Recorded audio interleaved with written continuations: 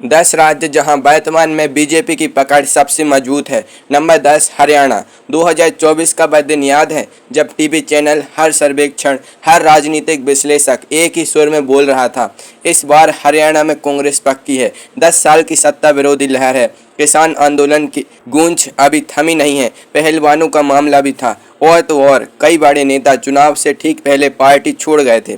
सब कह रहे थे खेल खत्म, और मतगणना शुरू हुई। 90 में से 48 सीटें भाजपा। एक भी सर्वेक्षण सही नहीं निकला, एक भी नहीं। मतलब सर्वेक्षण करने वाले भी इस बार अंधेरे में तीर मार रहे थे।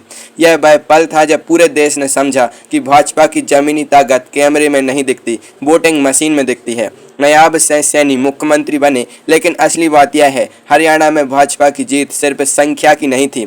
यह उस पार्टी की थी जो हर बार मैती दिखती है और हर बार उठ खड़ी होती है।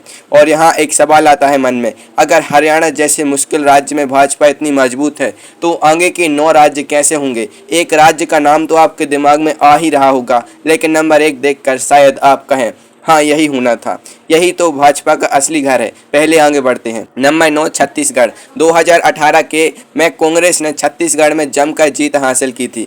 भूपेश बघेल मुख्यमंत्री बने, किसानों का कर्ज माफ हुआ, धान का समर्थन मूल्य बढ़ाया गया, काम ठीक ठाक चल रहा था। 5 साल बीते, 2023 आया और भाजपा ने 90 में से 54 सीटें जीत ली। लेकिन यहाँ रुकिए, असली बात वह है जो बहुत कम लोग जानते हैं। विष्णुदेव साय को मुख्यमंत्री बनाया गया और वे छत्तीसगढ़ के पहले आदिवासी मुख्यमंत्री बने। सरगुजा जिले के रहने वाले कन्वर जनजाति से। वह इलाका जो दशकों तक नक्सल प्रभावित रहा, उसी इलाके का आदमी राज्य की सबसे बड़ी कुर्सी पर बैठा। यह सिर्फ एक राजनीतिक फैसला नहीं था, यह एक बड़ा संदेश था उन लाखों आदिवासी परिवारों के लिए जो कभी सत्ता के केंद्र से कोसों दूर रहे। 2018 में हारने के बाद 2023 में इतनी बड़ी वापसी कैसे? क्योंकि भाजपा ने उस समाज को जोड़ा जिसे पहले राजनीति से दूर रखा जाता था, और यह जोड़ने का काम यही उसकी ताकत है। नंबर 8 ओडिशा। यह नाम थोड़ा अलग है क्योंकि यहाँ भाजपा ने सिर्फ चुनाव नहीं जीता, उसने एक पूरे युग को हराया। नवीन पटनायक 24 साल लगातार 5 बार मुख्यमंत्री। ओडिशा में उनके जैसा दूसरा चेहरा नहीं था। उनके खिलाफ बोलना जैसे हवा से लड़ना था। 2024 में भाजपा ने 147 में से 78 सीटें जीती। मोहन चरण मांझी मुख्यमंत्री बने। और अब वह बात जो बहुत कम लोग जानते हैं, नवीन पटनायक का जन्म ओडिशा में नहीं हुआ था। वे दिल्ली में पले बड़े। ओडिया भाषा उन्हें ठीक से नहीं आती थी। चुनाव प्रचार के दौरान उन्हें अनुवादकों की मदद लेनी पड़ती थी। यह बात अक्सर लिखी गई है। फिर भी 24 साल तक ओडिशा के लोगों ने उन्हें चुना 5 बार। यह भारतीय लोकतंत्र की अपनी रंगत है। लेकिन जब वह युग टूटा तो भाजपा अंदर थी। ओडिशा इस सूची में इसलिए है क्योंकि यहाँ भाजपा ने साबित किया, चाहे दीवार 24 साल पुरानी हो, टूट जाती है। हालांकि यहाँ भाजपा की पकड़ अभी नहीं है, इसीलिए नंबर 8 पर। अब आगे बढ़ते हैं। नंबर 7 अरुणाचल प्रदेश। 60 सीटें। 2024 में भाजपा ने 46 जीती। ठीक है, अच्छी जीत है, लेकिन जरा रुकिए, इन 60 सीटों में से 10 सीटें निर्विरोध जीती गई। निर्विरोध यानी वहां चुनाव ही नहीं हुआ, नामांकन हुए और भाजपा के उम्मीदवार अकेले थे। किसी ने उनके खिलाफ खड़े होने की हिम्मत नहीं की, या खड़े हुए और नाम वापस ले लिए। और मुख्यमंत्री पेमा खांडू वे खुद निर्विरोध जीते। जरा सोचिए, एक मुख्यमंत्री जैसे कोई चुनौती तक नहीं दे सका। विपक्ष का हाल यह है कि चुनाव लड़ने की हिम्मत नहीं। जहां विपक्ष घर बैठ जाए, वहां जीत का मजा भी क्या और मेहनत भी क्या। अरुणाचल भाजपा का वह किला है जहां दरवाजा खटखटाने वाला भी कोई नहीं है। और यह सिर्फ चुनावी आंकड़ा नहीं है, यह उस पूरे उत्तर पूर्व भारत की कहानी का हिस्सा है जिसे एक इंसान ने बदला। उस इंसान का जिक्र नंबर 4 पर आएगा। उसकी कहानी और भी दिलचस्प है। पहले नंबर 6 देखते हैं। नंबर 6 पश्चिम बंगाल। 2021 ममता बनर्जी ने 294 में से 213 सीटें जीती थी, भाजपा को मात्र 77। पूरे देश ने मान लिया था बंगाल भाजपा का कभी नहीं होगा, कभी नहीं। बंगाल वह राज्य है जहां वाम दलों ने 34 साल राज्य किया था। 34 साल। फिर ममता बनर्जी ने उन्हें इतिहास में धकेल दिया और खुद 15 साल तक शासन किया। 2026 आया और भाजपा ने 70% से ज़्यादा सीटें जीती। 15 साल का तृणमूल राज खत्म। यह भारतीय राज्य चुनावों के इतिहास में सबसे बड़े उलटफेरों में से एक था। 2021 में जो पार्टी 77 सीटों पर थी, 2026 में वह 200 के पार। एक शेर याद आता है, जो बात थी नामुमकिन वो मुमकिन हो गई, जो दीवार थी ऊंची वो जमीन हो गई। फिर भी बंगाल नंबर 6 पर है, क्योंकि यह जीत बड़ी जरूर है लेकिन है अभी नई। जड़ें अभी जम रही हैं। आगे के 5 राज्य वो हैं जहां भाजपा की जड़ें इससे कहीं गहरी और पुरानी हैं।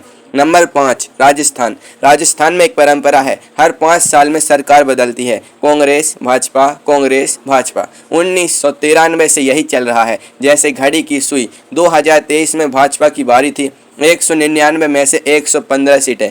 लेकिन इस बार एक नई बात हुई जो आपको शायद पता नहीं। जीत के बाद मुख्यमंत्री कौन बनेगा, यह बड़ा सवाल था। वसुंधरा राजे, जो 2 बार मुख्यमंत्री रह चुकी थी, इस बार तैयार थी।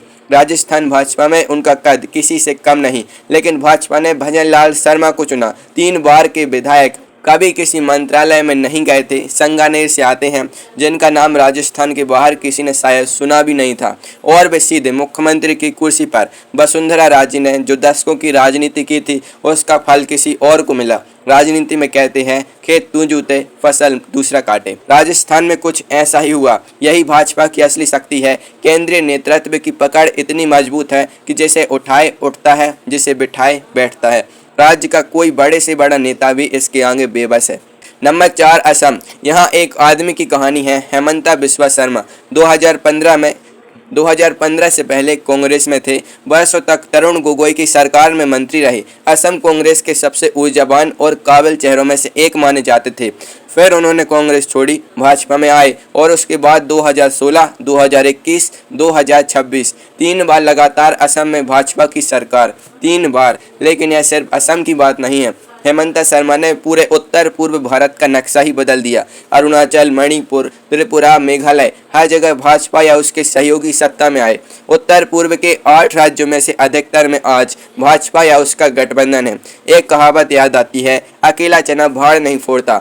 लेकिन हेमंता शर्मा ने अकेले दम पर पूरे उत्तर पूर्व का राजनीतिक रंग बदल दिया। और नंबर 7 पर अरुणाचल प्रदेश, जो आपने देखा, जहां 10 सीटें निर्विरोध जीती गईं। उसके पीछे की यही रणनीति है। असम इस सूची में नंबर 4 पर इसलिए है क्योंकि यहां एक नेता ने एक पूरे इलाके की दिशा बदल दी।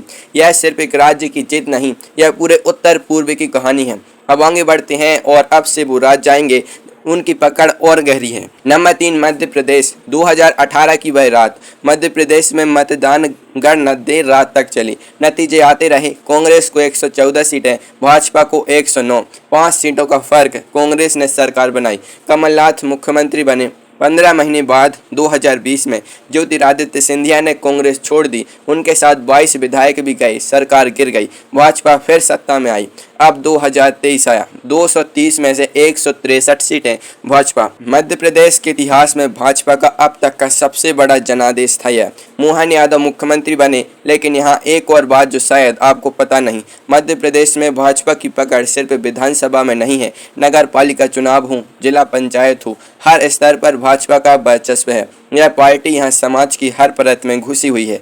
जड़ें जब इतनी गहरी हों तो बड़े से बड़ा तूफान भी पेड़ को नहीं उखाड़ पाता। अब एक बड़ा सवाल, अगर मध्य प्रदेश नंबर 3 पर है तो नंबर 2 और नंबर 1 कौन है? नंबर 2 का नाम शायद आप बता दें, लेकिन नंबर 1 सुनकर आप कहेंगे हाँ यही होना था, यह तो भाजपा का घर है। नंबर 2 उत्तर प्रदेश। 403 विधानसभा सीटें, 80 लोकसभा सीटें, देश की 20 करोड़ से ज़्यादा की आबादी, हर 5 में से एक भारतीय उत्तर प्रदेश का है। राजनीति में एक पुरानी कहावत है, जो यूपी जीता उसने दिल्ली जीती। 2017 में भाजपा ने 403 में से 312 सीटें जीती, 2022 में 255। अब एक तथ्य जो कम चर्चा में आता है, 1985 के बाद से किसी भी पार्टी ने उत्तर प्रदेश में लगातार 2 बार पूर्ण बहुमत नहीं जीता था। करीब 32 साल तक उत्तर प्रदेश खंडित जनादेश देता रहा, कभी सपा कभी बसपा, किसी को लगातार 2 बार नहीं मिला। 2017 और 2022 में भाजपा ने यह कर दिखाया। योगी आदित्यनाथ, गोरखपुर मठ के पीठाधीश्वर, एक संत जो राजनेता बना, जिन्होंने 2017 में मुख्यमंत्री बनाने पर बहुमतों ने भौहें चढ़ाई थी, वे 2 बार जीते। 2 बार उत्तर प्रदेश ने उन्हें चुना। उत्तर प्रदेश भाजपा की रीढ़ है, यह रीढ़ टूटे तो दिल्ली भी हिलती है। नंबर 2 पर है क्योंकि एक राज्य और है जो उत्तर प्रदेश से भी पुराना है, उससे भी गहरा और उससे भी ज्यादा भाजपा का अपना है, वह राज्य जहां से भाजपा ने बड़ा होना सीखा। नंबर 1 गुजरात। 1995 उस साल से आज तक गुजरात में भाजपा 30 साल एक पूरी पीढ़ी गुजरात में भाजपा को देखते देखते बड़ी हुई। कुछ लोगों ने तो अपनी पूरी जिंदगी में गुजरात में भाजपा के अलावा किसी और की सरकार देखी ही नहीं। 2022 में 182 में से 156 सीटें गुजरात के इतिहास में किसी भी पार्टी की अब तक की सबसे बड़ी जीत थी और अब वह बात जो बहुत कम लोग जोड़ते हैं। इससे पहले का रिकॉर्ड किसका था? भाजपा का ही। 2002 में 127 सीटें, यानी गुजरात में सबसे बड़ी जीत का रिकॉर्ड भाजपा का, सबसे लंबे शासन का रिकॉर्ड भाजपा का। और जो नेता यहाँ से निकले जिन्होंने पूरे देश की राजनीति को बदल दिया, नरेंद्र मोदी, गुजरात भाजपा की जड़ है, इसकी पाठशाला है। यहाँ से वह बड़ी हुई, यहाँ से उसने देश जीतना सीखा। 30 साल की निरंतर सत्ता यह कोई संयोग नहीं है, यह उस पार्टी की नींव है जिस पर आज का पूरा भाजपा साम्राज्य खड़ा है। बाकी राज्यों में भाजपा जीती, गुजरात में भाजपा जीती नहीं। गुजरात में भाजपा रहती है, इसीलिए गुजरात नंबर 1।